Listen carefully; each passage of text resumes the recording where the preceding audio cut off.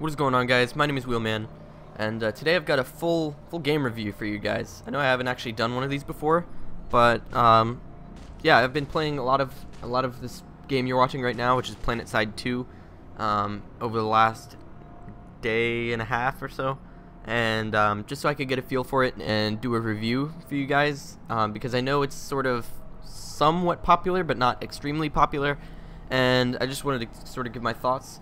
So yeah, let's hop right into it. So Planetside 2 is a PC exclusive MMO FPS, or massively multiplayer online first-person shooter. I probably don't even have to tell you guys what that means. From Sony Online Entertainment, and it is only for PC, which means that it has some differences from a lot of other shooters. And when I say MMO, I mean MMO because each individual server has a maximum of 3,000 players spread across 3 continents, and basically the sort of, not backstory, but the sort of motivation within the game is, so you're on this world called Araxis. There are 3 continents and there are 3 factions. Hey, how about that? Convenient, isn't it? So these 3 factions are, the first faction is the Terran Republic, which is sort of the domineering, very authoritarian, conservative republic that just wants order and rule overall. There's the New Conglomerate, which is the sort of rebel faction, and then there's the Vanu Sovereignty, which is they're human, but they are focused on harnessing the power of this this alien technology. I don't know why I said ancient. I'm in Halo mode recently, probably what it is, thinking of Forerunner stuff. Of this alien technology that they uncovered, and so they have sort of more advanced weaponry and technology in general. So that's Vanu Sovereignty. The color schemes are the Republic, the Terran Republic, as red, mostly red with some gray, I think. The NC, or New Conglomerate, is blue and yellow, and Vanu Sovereignty is purple. So those will be your colors of different factions on the battlefield.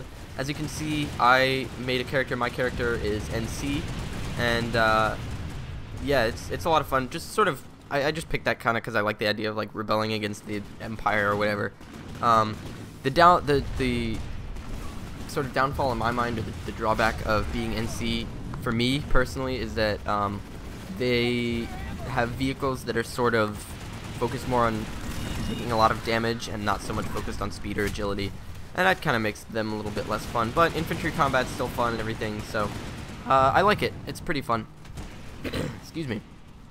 Overall, Planetside 2 is a pretty good game.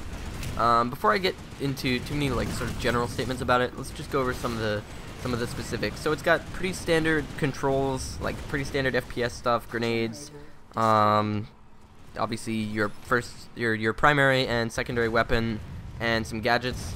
As you can see, I'm healing a Max right now, which is sort of a mech suit.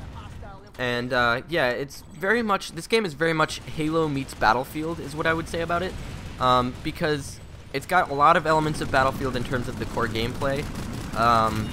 You know, not capping points like Conquest exactly, but just sort of, you know, spotting, engineer class with repair tools, stuff like that, medics that can heal people and revive people, stuff like that. A lot of the callouts that are in game, you know, just are very reminiscent of Battlefield. A lot of the aerial combat, the tanks, stuff like that. And the other part of it is very Halo because yes, it's a sci-fi game, and that's not necessarily what qualifies it as being Halo-esque, if you will. Excuse me. But basically, there are a lot of Halo elements, including, okay, for one, there are jetpacks. So I know that's sort of a recent Halo edition, but that exists in the game. Number 2, and this is the main thing for me, there are ODSTs. Every character has the potential to be an ODST and drop from orbit in a pod. Then you have minor control, you have sort of minimal control of the pod as it drops, but that's one of the ways you can spawn, is by dropping into combat in a small one-man pod from orbit. Like, that's a little bit of a ripoff, but okay, I'll let it slide, I guess. But yeah, it's sort of this. If I had to use just a few words to describe this game, I would say PC version of Halo meets Battlefield. And that's not really a bad thing. It's a pretty fun game. I've been playing a lot of it, like I said, over the past day and a half or so. Do I think I'm going to continue playing it too much? Probably not a whole lot. You probably won't see a lot of this game on the channel.